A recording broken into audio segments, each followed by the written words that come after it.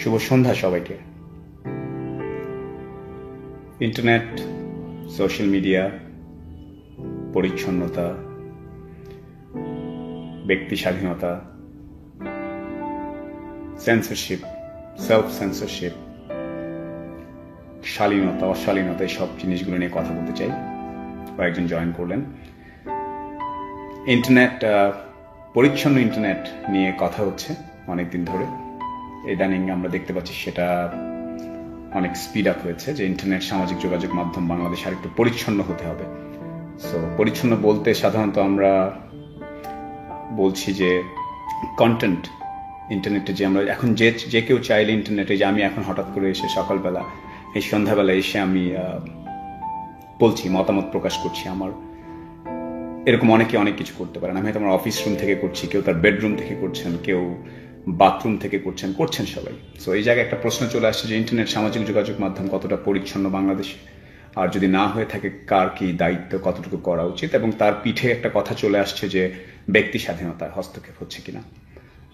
আমি রিসেন্টলি দেখছিলাম যে যারা বিভিন্ন সামাজিক যোগাযোগ মাধ্যমে কন্টেন্ট, যে বিষয়বস্তু এবং সেটার অশ্লীলতা দায়ে অনেকেই প্রশ্নের সম্মুখীন হচ্ছেন, সামনে আরো হবেন। এখন আমরা যদি একটু দেখি যে ইন্টারনেটের কারণে এখন যার যা ইচ্ছা যা বলে ফেলছে, এবং তার কিছু উদাহরণ আমি দেই। আমি এমন অনেক পেজ দেখেছি যেখানে আমাদের অনেক শ্রদ্ধেয় অভিনেতা যেমন আবুল হায়াত, রাজ্জাক, তাদেরকে নিয়ে, তাদের ছবি নিয়ে, তাদের মাথা কেটে অশ্লীল সব কন্টেন্ট তৈরি করা হয়েছে। আমি এমন জায়গায় দেখছি যে কারো নামে স্ক্রিনশট বানিয়ে সেটা প্রচার করে দিচ্ছে। এমন অনেক গ্রুপ আছে, এমন অনেক পেজ আছে, এমন অনেক ব্যক্তি আছে যারা এই জিনিসগুলো করছে ভাইরাল হওয়ার জন্য। এটা তার ব্যক্তি স্বাধীনতা যদি নর্মালি চিন্তা করি। আর দ্বিতীয়ত হচ্ছে তার কারণে বাকিদের স্বাধীনতা কতটুকু হস্তক্ষেপ হচ্ছে। এখন ইদানিং দেখতে পাচ্ছি যে ইন্টারনেট ব্যবহার কারণে বেসিক্যালি যে জিনিসটা এসছে আমাদের দেশে, অশালীন কন্টেন্ট বেড়েছে।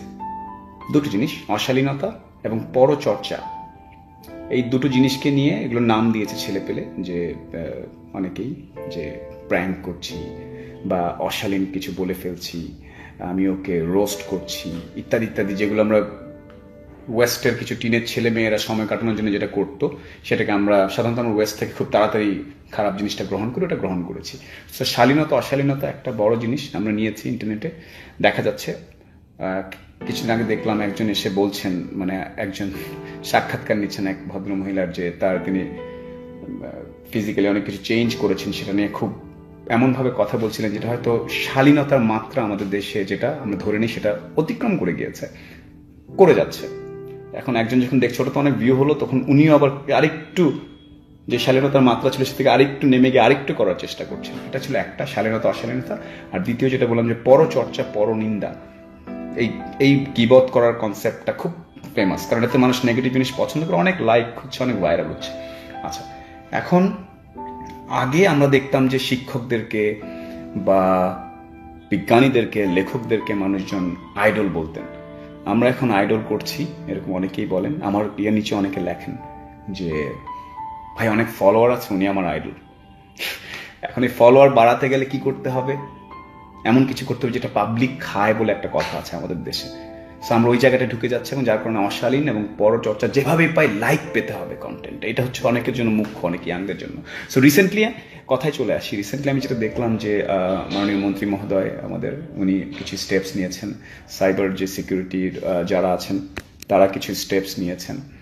এটা নিয়ে পক্ষে বিপক্ষে কথা হচ্ছে যে ব্যক্তি স্বাধীনতা হস্তক্ষেপ হচ্ছে কিনা। আমার মতামত হচ্ছে অ্যাবসলিউটলি নট।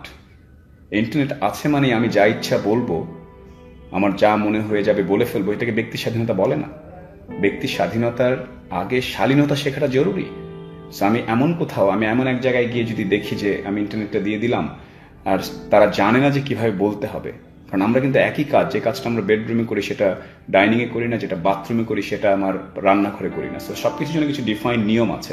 ইন্টারনেটের ক্ষেত্রে অন্যান্য মিডিয়া, রেডিও, টিভি, সংবাদপত্রের জন্য একটা certain kind of editorial board থাকে, সেখানে তারা দেখেন।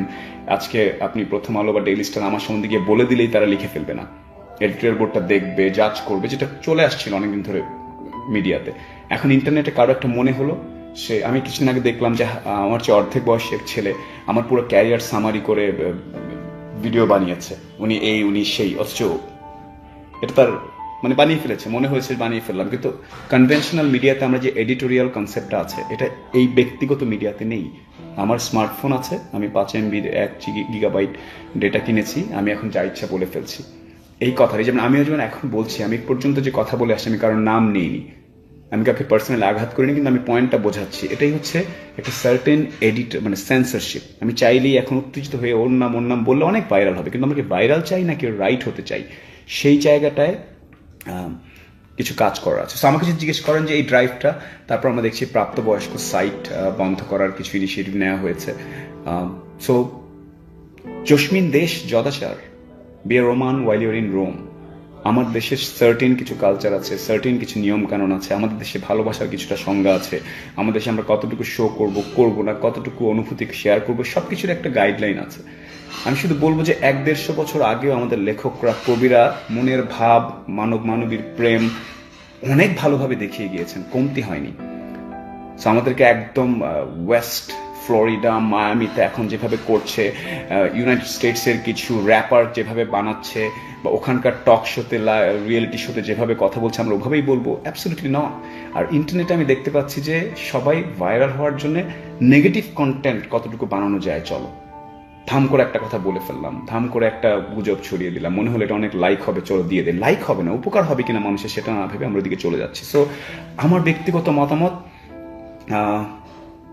ইয়েস, আর কিছুদিন পরে আমার মেয়ের বয়স 10-11, কিছুদিন পরে ও ইন্টারনেটে অনেক কন্টেন্ট দেখবে, কিছুদিন পরে কি বলে তারা ইন্টারনেটেই বিচরণ করবে, ইন্টারনেট কানেক্টেড ডিভাইসের সংখ্যা অনেক, সেখানে আমি অশ্লীলতা চাই না, সেখানে পরনিন্দা, পরচর্চা এগুলো দেখানো, এগুলাকে কুল বানানোর কোনো কারণ নাই, এগুলোকে কোনো কারণ নেই মানে এভাবে অশ্লীল করে দেখানো। সেই ক্ষেত্রে যদি সাপোর্টের প্রয়োজন হয়, এক্ষেত্রে অ্যাওয়ারনেস দিয়ে হয় না, মিষ্টি কথা অনেক সময় কাজ হয় না।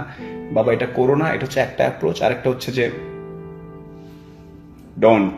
সো ইয়েস, আমি দেখতে পাচ্ছি যে ইন্টারনেটটা আমরা প্রবাবলি, আমার মাঝে মাঝে মনে হয় যে আমরা বোধহয় একটু মানে খুব অল্পতে পেয়ে গেছে, হঠাৎ করে ফোন চিনতাম না, সেখানে স্মার্টফোনে চলে গেছি, যা মনে হচ্ছে যাকে নিয়ে বলে ফেলছি। এই জায়গাটায় একটা লাগাম আসা উচিত, শালীনতায় একটা লাগাম আসা উচিত। আর কারো ব্যাপারে কিছু বলার ক্ষেত্রে কতটুকু শালীনতা এবং ডিসেন্সি বজায় রেখে সেটা শেখা উচিত।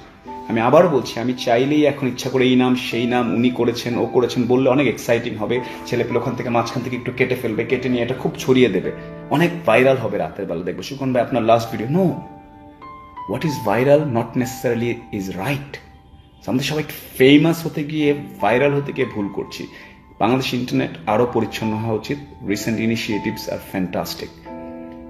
আর সাইবার যে সিকিউরিটি টিম আছে, আমাদের অনেক উইং আছে, তাদের কেউ বলছে যে ইয়েস আরো ক্লিন হওয়া উচিত। আর যারা ব্যক্তি স্বাধীনতা নিয়ে ভাবছেন, শালীনভাবে মতামত অবশ্যই প্রকাশ করা যেতে পারে, শালীনভাবে। লাইক হবে অনেক, চলুন আমি অশালীন ভাষা ব্যবহার করি, এটা করে ফেলি। আর আবারও বলছি, আমাদের একটা বড় ইন্টারনেট গ্রুপ ওয়েস্টে কি হচ্ছে, হাই স্কুলের কিছু ছেলে পেলে কিভাবে কি করছে, ওটা দেখে একদম ওটাকে মেজর ট্রেন্ড বানিয়ে ফেলছি। মানে এইভাবে করতে হয়, ওইটা করতে হয়, ওর এখানে ক্যামেরা ধরে কিছু গোপন ছবি নিতে হবে, ওর এটা করে ফেলতে হবে, এটা করে খুব ফান হবে, ওখানে লোকজন হাসবে, যেটা বাইরের কিছু, ইভেন নট মেইন স্ট্রিম, সেটাকে আমরা খুব ধরে নিচ্ছি। আইডেন্টিটি ক্রাইসিস থাকে, কালচারালি আইডেন্টিটি ক্রাইসিস অনেক সময় থাকে, সেখান থেকে এই জিনিসটা হয়। তো আমার একটাই অনুরোধ, যারা ইন্টারনেটে নতুন, আমরাও 10-12 বছর ধরে সোশ্যাল মিডিয়া ব্যবহার করছি, কাউকে হেয় করে অশ্লীল কন্টেন্ট বানিয়ে, যেটা সমাজের পক্ষে, আমাদের দেশের পক্ষে ক্ষতিকর, সে ধরনের কথা বলে বেশি দিন যাওয়া যায় না, এটাই নিয়ম। খুব বেশি দূর আগানো যায় না। আবার আসার কথা, ইন্টারনেটের অনেক ভালো ভালো ব্যবহার হচ্ছে, পড়াশোনা করানো হচ্ছে, উদ্যোক্তা বানানো হচ্ছে, ট্রেনিং হচ্ছে, ফ্রিল্যান্সিং শেখাচ্ছে অনেকে, চমৎকার কাজ হচ্ছে, সেই জায়গাটাও থাকা উচিত। পরিচ্ছন্ন ইন্টারনেট, সোশ্যাল মিডিয়া অবশ্যই থাকা উচিত। আর যারা অশ্লীলতা ছড়াচ্ছে, পরনিন্দা, পরচর্চা ছড়ানোর চেষ্টা করছে, তাদেরকে মিষ্টি কথায় কাজ হবে না বাংলাদেশে খুব একটা, যথাযথ আইনি প্রক্রিয়ার মাধ্যমে করা উচিত। আর যারা তরুণ, যারা এখনো বুঝতে পারছো না যে কি কন্টেন্ট বানাবো, তাদেরকে বলি, একজন সিনিয়র লেখক, কবি, সাহিত্যিক, অভিনেতা, রাজনীতিবিদ সম্বন্ধে কিছু বলার আগে একটু নিজের মাথা খাটাতে হবে। আমার ফোন আছে, ফ্রন্ট ক্যামেরা আছে, ইন্টারনেট আছে, ফেসবুক আছে, লাইভে চলে গেলাম, নো, একটু একটু সময় দিতে হবে। আজকে অনেক লাইক হলো, কালকে এটা অনেক রিগ্রেট হবে। বিগ ডেটা সামনে আসছে, সব থাকবে recorded. So use internet responsibly. বাচ্চা কাচ্চারা যাতে ইন্টারনেট ব্যবহার করতে পারে, সব কিছু মিলিয়ে মাথায় রেখে পরিচ্ছন্ন হওয়া উচিত আমাদের ইন্টারনেট। ব্যক্তি স্বাধীনতা অবশ্যই থাকবে, ব্যক্তি শালীনতা বজায় রেখে। ধন্যবাদ সবাইকে।